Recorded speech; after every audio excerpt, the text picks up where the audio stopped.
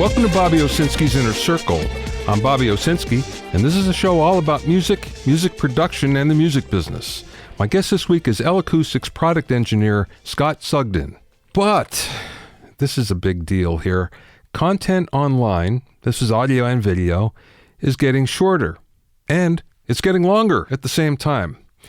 Well, we know that songs are getting shorter, and we've seen this over and over. If you listen to anything that hits the top 40 of just about any chart, we know that songs have changed in their form. There's no more intros and no more outros, and there's no such thing as fades and no solos at all. Sometimes there's no bridges at all. So everything has changed and the songs have gotten a lot shorter. But it's happened in video as well. Now, we've known also for a long time that the average time that someone spends watching a video on YouTube is around 2 minutes and 37 seconds. That being said, if you want your video to be watched all the way through till the end, it should be 1 minute or less. Okay, so we know that, but there are several new studies that have found out that you're a lot better off to have short pieces, especially short video pieces, that are under 10 seconds, or, on the other hand, longer than 1 hour. And anything in between really suffers. Now, the way this was derived was, first of all, looking at the movies. The average shot length, in other words, the time in between edits, is now around 4 seconds. The average watch time on Facebook is around 10 seconds. And then there's this figure that absolutely blows my mind. Every single day, there are 1 billion video uploads of less than 6 seconds. 1 billion. So we're consuming short bites of content. Now, that's not the only thing that's changing. There are some people that are actually doing 2 different videos. They're doing one that's vertical, so it's very, very mobile friendly, and then the other in the standard 16:9. So there's a lot more production that goes into it, obviously, so we're looking more at the superstars that do this, but nonetheless they are, because they find that they get more views. All this leads to the question, is this good for art? So I always say that art is something that you do for yourself, and a craft is something that you do for everyone else. And it seems like all sorts of content, no matter what it is falling more on the craft side than the art side these days. I don't think that's good for any of it.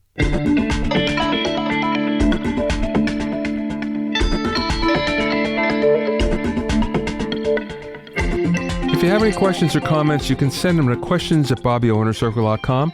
Don't forget about my online courses on mixing, production, branding, and music business success at BobbyOwsinskiCourses.com. Also, get an expert analysis and objective opinion of your songs and mixes as a member of my Hitmakers Club. Go to hitmakersclub.com to learn more.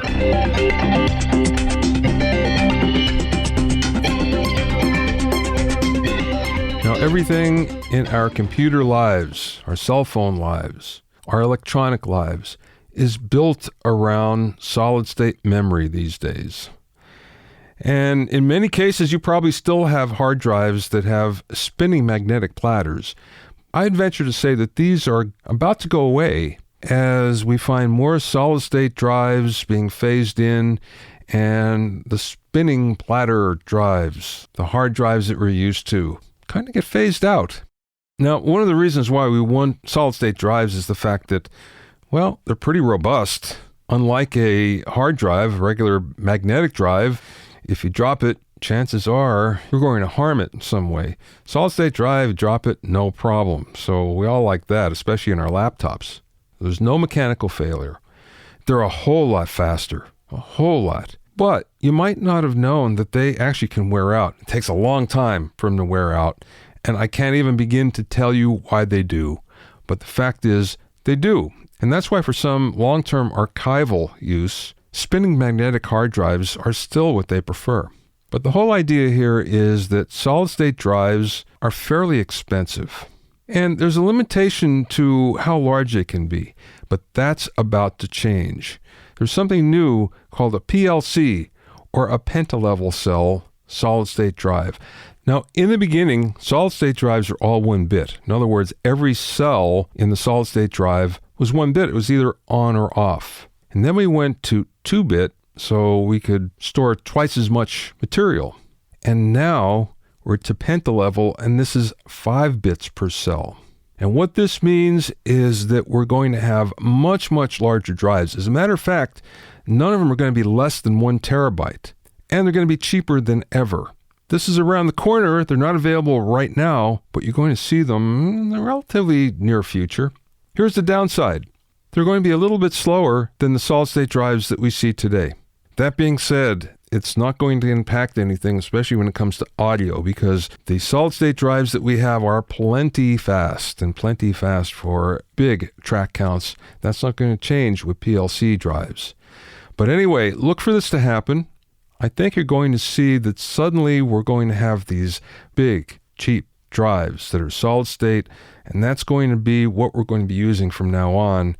You're going to see fewer and fewer magnetic platter drives in our future.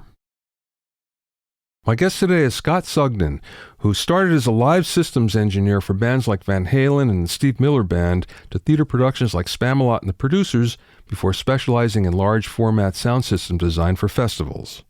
He initially came to L-Acoustics as an application support and education engineer, which led into a product role with the company. Scott is now product manager for L-Acoustics' fantastic Eliza immersive audio system, and I was so lucky to get a first-hand listen to a system in the company's demo room after we recorded this interview. I strongly believe that this is going to become a revolution that will change how we enjoy a concert experience, and Scott is the evangelist that teaches front-of-house mixers how to use it. During the interview, we spoke about the role of the systems engineer, the idea behind immersive audio in a live environment, improving the concert experience for the audience, and much, much more. I spoke with Scott via Skype from the L-Acoustics offices outside of Los Angeles. How did you start in the business and get to where you are now?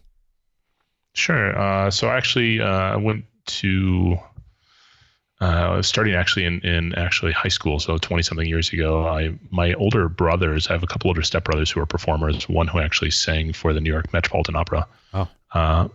And they were always on stage doing musicals, and I didn't really want to be on stage, but I wanted to be involved in theater. So I actually did musical theater in high school as a sound tech. And when I was 16 or 17, we got a new sound system in our auditorium, and it so happens the guy running for mayor of our city was a system integrator, so he taught us all how to use it, and we had an EAW 650 system. And a Soundcraft console and Shure Wireless, all real equipment. And at 16 years old, that's pretty impressive to have. And we had a good music program in that school. And our musical director at that school had a friendship with several band leaders. And so when, those big bands came through town, they would come and play our school in the afternoon. So actually the very first band I ever mixed in my entire life was the Count Basie Orchestra. Wow. Exactly. Yeah, exactly. Not that it's much mixing, right? I mean, I think the band leader said put up 4 microphones and don't touch anything. But I learned, quite a lot by listening to a lot of music and being a part of a lot of productions. In high school, I really enjoyed math and physics. So I actually went to university in that intention of studying physics. My first day in the dorms, my neighbors were talking music and jazz, and I'm like, oh, I got to mix sound for Count Basie and Maynard Ferguson and a few others.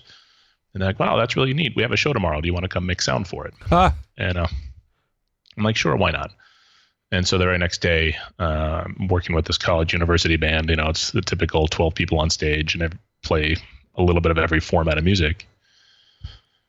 And the story, it's a fun story now because a lot of us have become quite successful in different parts of the world. But the lead singer of that band was up on stage doing sound check, and I happened to bring my cool headphones I had from high school, and I'm behind the console mixing, sound check. And just as the lead singer's playing the guitar and starting to sing, the football player kind of guy jumps on stage and grabs the mic from him. And the first thing I did is turned every channel off. And the football player is upset that it's not working, and I put my headphones on and pretend like I'm trying to fix it. And as soon as he put the mic back and stepped off the stage, I turned the channels back on. Sound check kept going. And so since then, the band was like, oh, you're going to stick around. So we did 100 shows a year and decided to record an album. And as opposed to going to a studio, we built a studio in one of the kids' parents' house, and bought a Pro Tools rig and borrowed microphones, and you learn a lot when you're not in a situation where you're spending $800 a day, but spending time. And so I learned a lot. I was studying physics. That all starts to make sense.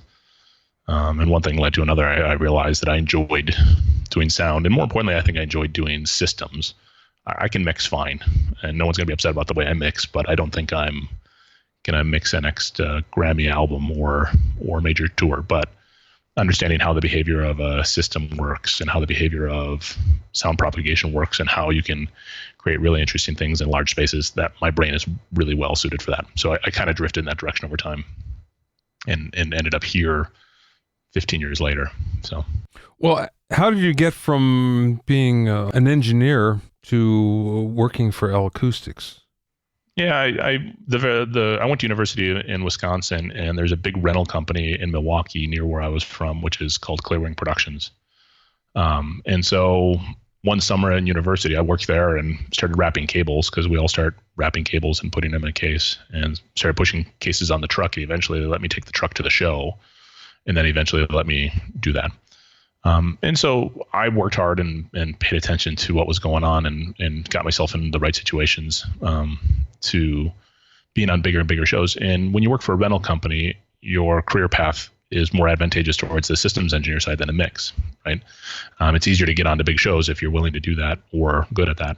And so that's what I started drifting towards. And over time, I ended up doing more and more and bigger things. One of the last tours I did before I started L-Acoustics was the reunion of Eddie Van Halen and Dave Lee Roth. It was 2008, I want to say 2009. Yeah. And that was a really fun tour in a lot of ways. At that time of my career, I ended up working for everybody who was a guitar player. So I was working for Eddie Van Halen and Steve Miller at the same time in the same year. So it was systems engineer for those guys and touring with them. But that's what got me from university, eventually small rental company, mid-sized rental company, touring with them. As they grew, I was growing. And eventually I started doing touring. I toured with musical theater productions and with pop music, and did special events, and started eventually in that path doing more and more large format festival design. And I came to L-Acoustics to do application support and education initially, and have eventually evolved here into a product management role.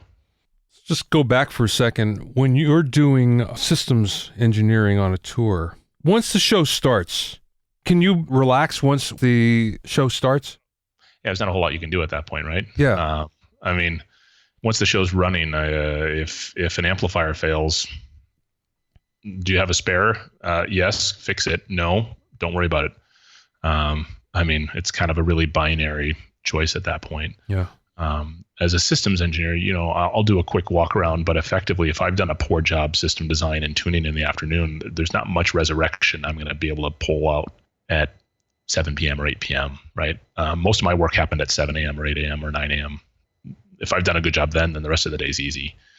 So I always advocated taking the time in the beginning of the day, getting the proper measurement to the room, getting a proper system design together, taking your time. I would actually delay load in for a half hour if it meant I need to spend the time on this to make sure it's right.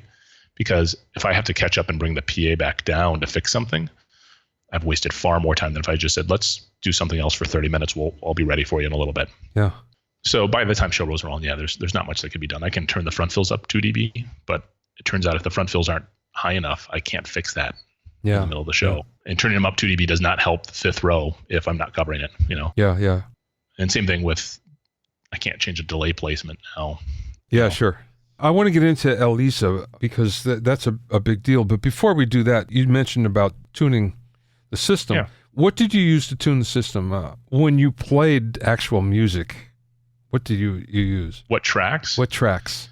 Back then or now? I mean, either. I'm curious. I get in a rut. I use Jennifer Warren's or Boz Scaggs or I have some Ray Charles tracks I use from time to time. But I can remember using some Bruce Hornsby years ago, and it was just a track that well. Yeah. Right? I don't think that there necessarily needs to even be an intrinsic quality to the track that's that relevant, other than the fact that what it's supposed to sound like. Yeah. And it represents music good. I tend to not play tracks with a lot of distortion because you can't hear if the PA is distorting if the track is. But there's certain tracks, it's like a Jeff Buckley track I'll use a lot that's got a lot of really good, impactful, tight low end. And I can tell if the room is going to be a problem with those certain frequencies in the low end if I hear that track resonate or ring. That tells me something. I after about 2 years with every track, I tend to want to retire it for a while because I've heard it too much. So like Fred and I work together at the Hollywood Bowl, and I think we use the same 5 tracks just because for the last 10 years we've listened to the same 5 tracks on that PA, and we know if these sound good, that every year they still sound good. Yeah. When you started at L-Acoustics, you mentioned that your job was education. So what did that entail? So I've been here now a little over 10 years, and I started doing application support or technical support. So it was design support for shows, education for systems engineers, system front of house engineers, production managers, even, explaining how, what, when, where, why. And that would be training seminars. That would be, I'll say a demo or a product demonstration for someone to understand how to use it, both in a commercial sense and a non-commercial sense, because we might want to demo something so you buy it, and we might want to demo something so you understand how to take advantage of the tools we're offering. And those would be all around the U.S. And sometimes even around the world from here, from California. So, and that's where I started. And since then, I've evolved more into a role of product managing specifically on certain things. I've been a part of the ELISA project for over 5 years now, which has been the same thing. We're in a mode of teaching people about it, explaining it so you can understand it, how to use it, how to deploy it. All right, let's talk about ELISA for a second. I was attempting to explain it to a friend of mine just half hour ago, as a matter of fact. And other than immersive audio in a live environment, I couldn't go beyond that. So how would you describe it? Sure. I think there's a couple of different routes we could go to talk about what it is, what it's for, why it exists, right? Yeah. What it's for, I think what we're trying to do is give the artist on stage some new palette, a new dimension to create music and art in. And that can be in a million ways, right? That could be one to have more discrete, more discretion, or more uniqueness or connection to what my art is on stage. So for certain artists, this might allow us to really fuse what you hear and what you see. And I think probably Fred mentioned that and talked about that ability to just like reconnect these two senses. Other of that is in a live environment, as much as no one's willing to admit it, the mix is predominantly mono. Yeah. And that's a function of the reality of the nature, right? Like not everybody gets to hear a good stereo image. And if you make something stereo, the time delay offsets in a large show are dramatic, right? It's not uncommon to have 30 or 40 milliseconds between arrivals of left and right in a mid-sized venue, and even more potentially in a large venue. At the Hollywood Bowl, 40 milliseconds is probably not unreasonable in certain parts of that venue to hear left and right apart. Wow. And so when you have that kind of time discretion, if you were to put the hi-hat in left and the snare in right, the music groove changes dramatically as you walk across the venue, right? Wow. The way the two are sitting together. Yeah. And we don't think about that in a studio sense or even in an album or recording sense. Stereo works fine, but in live, it's a problem. The second thing we're trying to do is think about how we can improve the quality of the sound for the audience. And in actuality, it sounds really good right now in stereo at mix. Like if you go and visit Fred at the Hollywood Bowl and you sit down in the center of the venue, it sounds nice. It sounds really good. It doesn't suck. But for every other seat in the house, they get a pretty flat experience, and they don't have that same feeling that you have in the middle. So there's a sweet spot that's good for 5 or 10% of the audience, but the reality is the other 80% has a lot less than that. With ELISA, what we're trying to do is figure out how to make a sound system sound more real, more natural, and eliminate these problems of stereo. So when I take a mono instrument, say the kick drum or the snare, lead vocal or the guitar, any of those, and you pan it effectively center, you're reproducing the same signal out of 2 speakers that are really far apart. And what that means is for most everyone in the audience, they've introduced a comb filter. Mm-hmm. And the analogy I like to say is you'd never buy a microphone that had a comb filter on it. You'd never use a mixing console that had a comb filter in it. You'd never buy a speaker that generated a comb filter in it, but you're willing to accept a sound design that does. Yeah. Right? So ELISA, we want to get rid of that. We want to reconnect artists on stage. So I look over on the right, I see the guitar, I hear the guitar. I look on the left, I see the bass, I hear the bass. Fine. And then we want to give you guys whether that's artists on stage or engineers or designers, a new space to play with in terms of sound. So that could be just speakers in front, that could be speakers around, and that could also be speakers overhead. And of course, depending on your environment, more or less makes sense, right?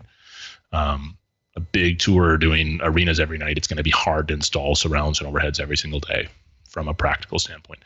But a Broadway show or a play or a special event, it could be quite easy to do all that. So Leezer is really the culmination of that sound design concept. On our end, it's also a software to design the speaker layout, process the audio, and give you guys control. So we have the ability for mixing engineers to control it in the same way they would control other things like plugins or so on and so forth. So you can mix in that way intuitively and easy. But that's really what it is. It's a technology to bring that to more people. What is the ideal system in terms of the number of speakers and where they're placed? Yeah, so that's technology is object-based audio, so there's no specific number, right? So no different than certain cinema object-based audio systems. It's not a defined number. It does start at 5, anything less than 5, and it's known as LCR that already exists. So it's not something we need to worry about. And right now we can do up to 64 discrete outputs for live events. So that's quite a lot at that point. Most live shows have been 7, 9, 11 along the front. And if they do surrounds, 16, 20 surrounds, is not an uncommon thing. I want to think the Aerosmith show, I think, is 10 surround channels and some overheads, 6 overheads, all said and done. 10 or 12 surrounds and 6 overheads. Sounds right to me.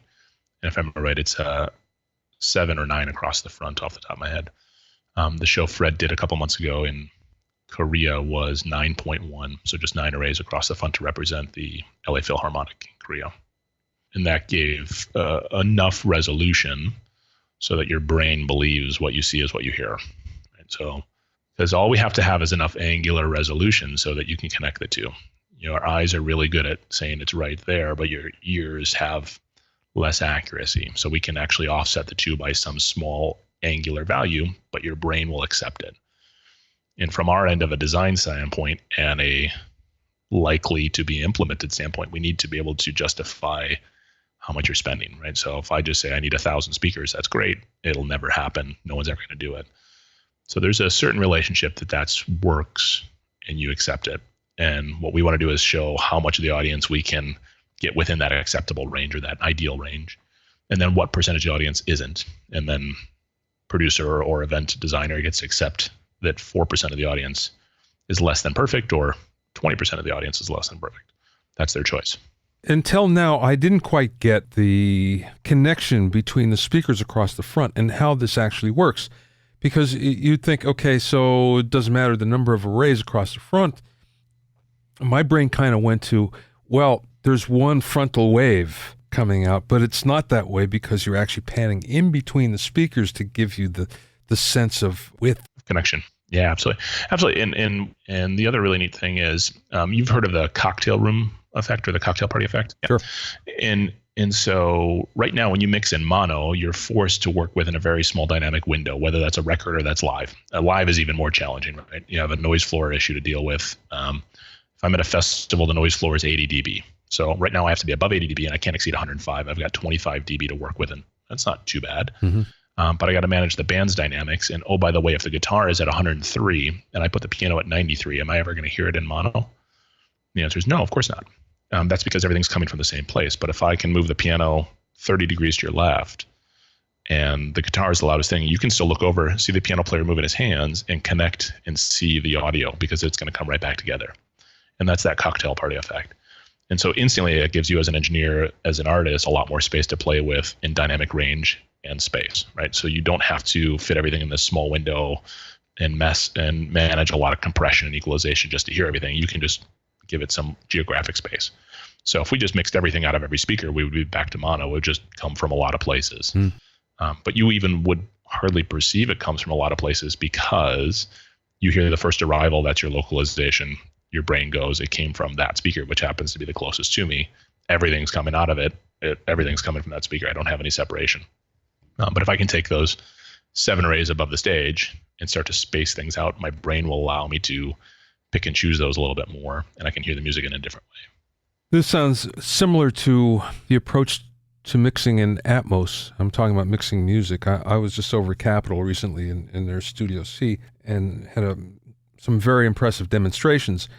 But one of the things talking to the mixers that they said was, don't use as much EQ or compression because you can just move things around and it gives you the separation that you need, that you'd have to fight for before.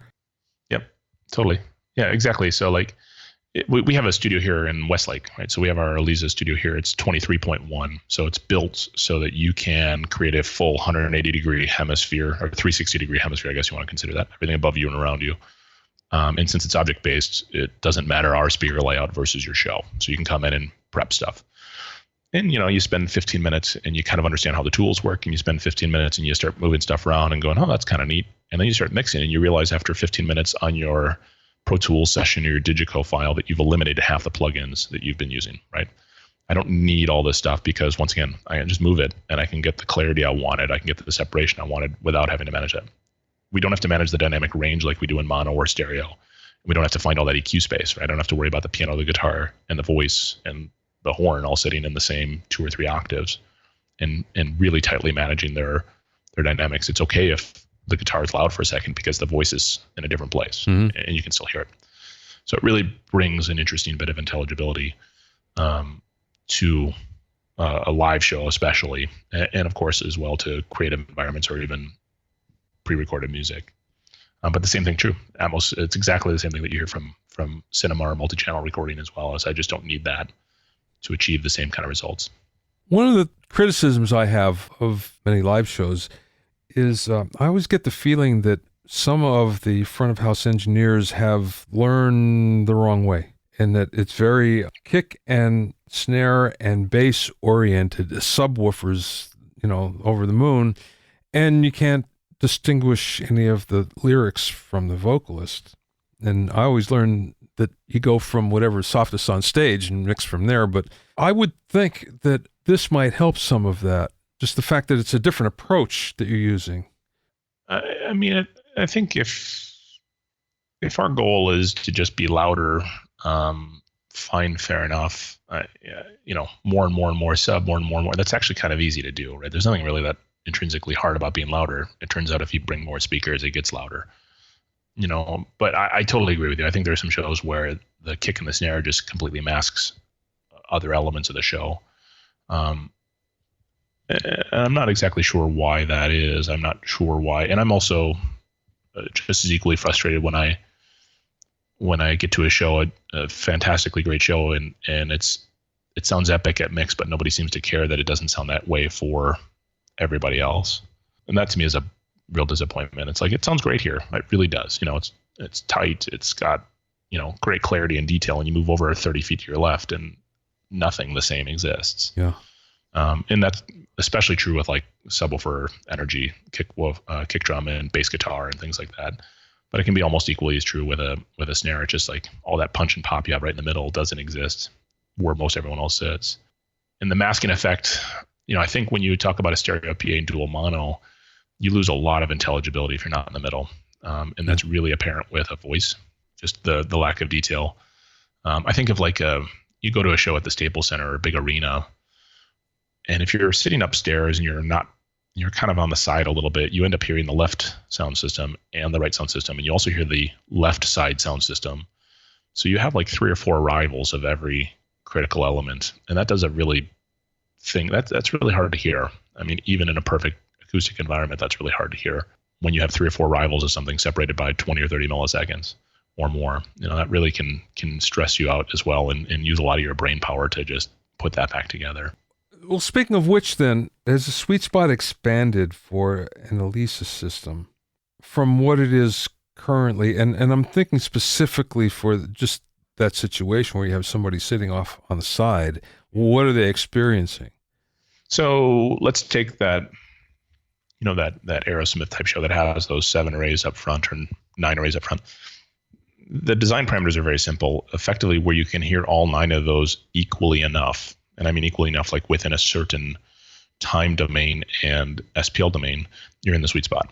Mm-hmm. So at somewhere like the Hollywood Bowl or the Staples Center or the Santa Barbara Bowl, for example, we might go from anywhere from 10 or 15% in the sweet spot in stereo to maybe 60, 70, 80%. Wow. And so everyone in that domain will hear in a clean way all the different signals. They'll all be at about the same level. So you might have a little variance, which means the bass guitar might be 2 dB louder on house left than on house right, but the bass player is also on house left. So that kind of feels natural and correct, right? Yeah. If you're further away from him or her, they might be a little quieter. That's okay. Right. For everyone else in the venue, we then have to create some format of a down mix because we're probably not budgeted or capable of doing another 7 or 9 arrays on each zone. But that's okay. We're in a situation where we're down mixing to mono or stereo or LCR to those people and getting some format of that. And it's not worse than it is now. And arguably at times it's better because you don't have 2 or 3 other arrivals. You just have the one from the immersive mix and then the one mono mix arrival. So the side system in the Staples Center, for example, might be that. But if we can get 60 or 70% in a sweet spot, that's a 6 or 7-fold increase to where we are now. Yeah, that's great. That's pretty significant. When I was reading about this before I talked with Fred recently, one of the things that I came across was there were some musicians on stage that had mentioned it really enhanced their experience. These are people on stage. It just felt better for them. Is that something that's common? I think these were orchestral players, and it seems like that might be a little easier than everybody else. So I'm just wondering, how widespread is that? Yeah, I don't know how widespread it is. I've talked to a few performers after their shows and asked them what their perceptions were. The example I use most was a show at Santa Barbara Bowl last year called with Bon Iver. So they played. They specifically wanted to try out the Eliza system to see what it was like. I told them about it. I'd informed them and presented it to them, but they were really interested to give it a try themselves. So they booked the show at the Santa Barbara Bowl, and we did 7.1 at the Santa Barbara Bowl of speakers just up front, no surrounds. And what was interesting was after the show, I went backstage and I was talking to the band. Just the question was, what was your perception? What did you notice? What did you feel? And the interesting thing was the lead singer looked at me and he said, you know what I noticed is that nobody had their cell phones out. Oh. And what's interesting is that I had noticed that as well. I'd actually gone up like 4th or 5th song to the back of the venue to take some pictures and, send them off to people. And I took my phone out and realized that there were no phones out. This is a hipster concert in Santa Barbara, right? Yeah. I mean, this should be like everyone instantly on Facebook or Instagram sharing live what they're seeing and recording it for the internet. And there was like 4 or 5 cell phones out amongst 5,000 people for this show. Wow. And it was a really interesting, and I wasn't alone. A number of other people mentioned the same thing to me. They noticed that like nobody had their phones out. So from an artist perspective, everyone was a lot more engaged to their show, which probably changes how they perform and how they play. Yeah. So for sure, I've noticed that. The band Alt-J has used Eliza a number of times, including with fully immersive surround sound. So they've had full surround sound systems we did a show in New York with 12,000 people outdoor in a stadium, the old US Open Stadium in Forest Hills. And same thing there, where the band was instantly noticing how much more engaged everyone in the venue was with them on stage. And for an artist who plays 200 times a year, I can imagine that's a really powerful experience to all of a sudden go back to what it was like many years ago when you played a small club and you could look at everyone's eyes. Yeah. I feel like when I'm in front of the system with most artists, it feels like you're in a much smaller venue. You feel a lot closer to them, So as an audience member, it's a very compelling experience to be there and watch them on stage, because I don't feel like I'm at a show with 10,000 people. I feel like I'm at a cabaret with 800 or 600 people, which is where you want to see most artists. You want to see most artists where you can actually see their facial expressions. Yeah. At least that's why we can hear it, I can understand that completely, because in the Atmos demos, it was the same thing where you felt like you were there. It felt so real that it captured your attention immediately, and where it's very easy for your mind to wander with music, especially something that you're not completely into, and yet have some new music capture you where you just don't want to think about anything else. So I could see how this could be very powerful. The thing about something with stereo is no matter how good we make it sound in stereo, no matter how beautiful. We've reproduced every little detail. It doesn't sound real. Yeah. Like, even on a set of speakers, the most beautiful set of hi-fi speakers in your couch, stereo doesn't sound real. And, you hear an immersive platform and you hear it done right, it sounds a whole lot more real than stereo ever can, no matter how perfect a show is. And I don't know 100% why, but to me, for sure, there's something which is stereo has all the perfect frequency reproduction in the world, has everything like that, but it removes the time. Yeah. There is no time information that tells you where you should be at. And even if you impart the time for a set of headphones, which you can do in binaural, that doesn't scale. So if you go up to a set of bookshelf speakers, that instantly doesn't work.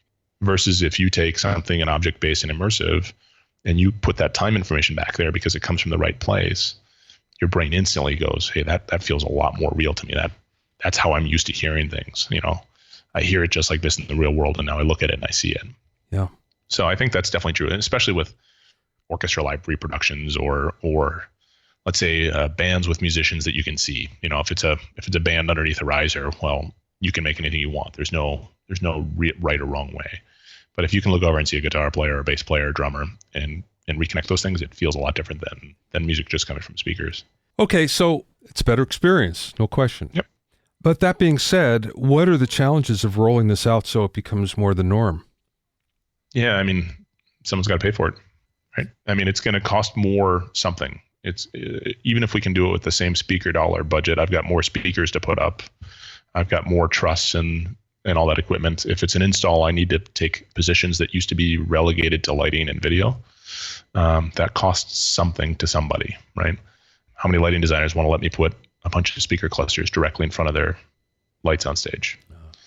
So we have to become a part of a conversation with creative designers, with artists, with sound designers from day one and not day 37 or day 55. So to make audio the forefront, it's got to be a part of that conversation from the beginning. The conversation has to be with the musician. What do you want to do? Not how loud do you want it to be? Or, honestly, I say this all the time.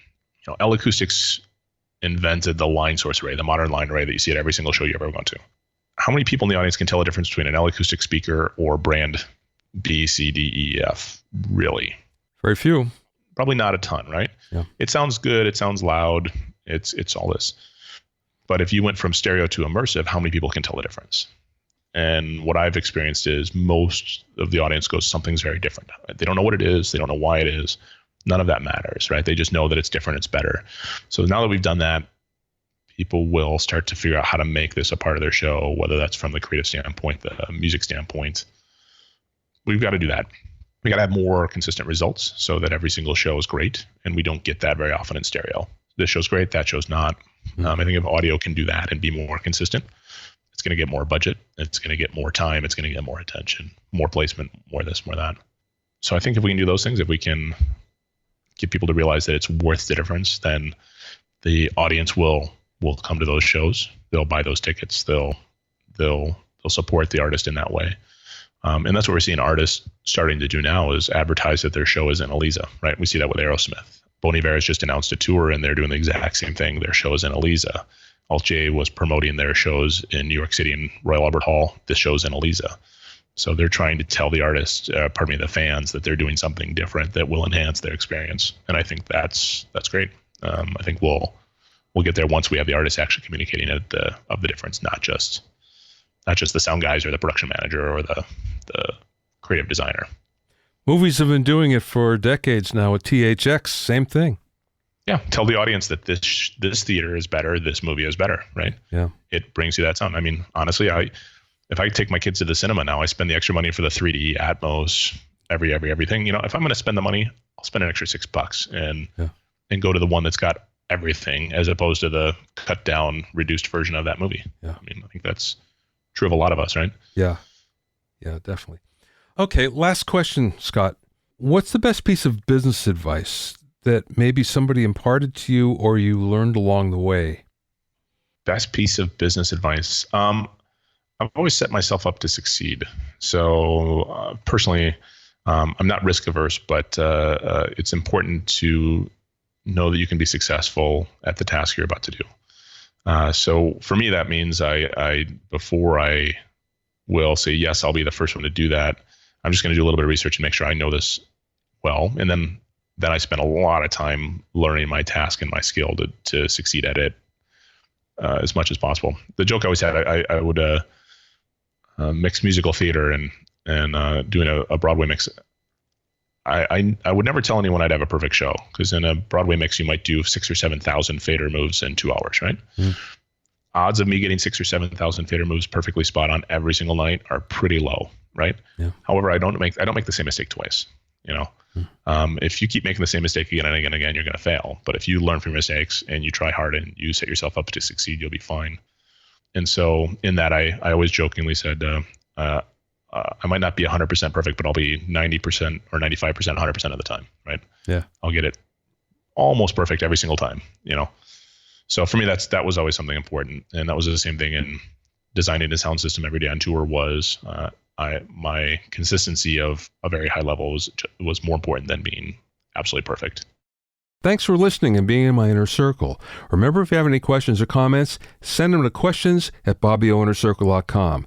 To listen to other episodes of Bobby Owsinski's Inner Circle, go to BobbyOwsinski.com and select the podcast tab, or go to BobbyOInnerCircle.com, or you can find it on iTunes, Stitcher, Mixcloud, Google Play, Google Podcasts, Spotify, Deezer, TuneIn Radio, and now Radio Public. At BobbyOwsinski.com and BobbyOInnerCircle.com, you'll also find a sign-up form for my newsletter and for alerts for new podcasts. This is Bobby Owsinski. I will see you next time.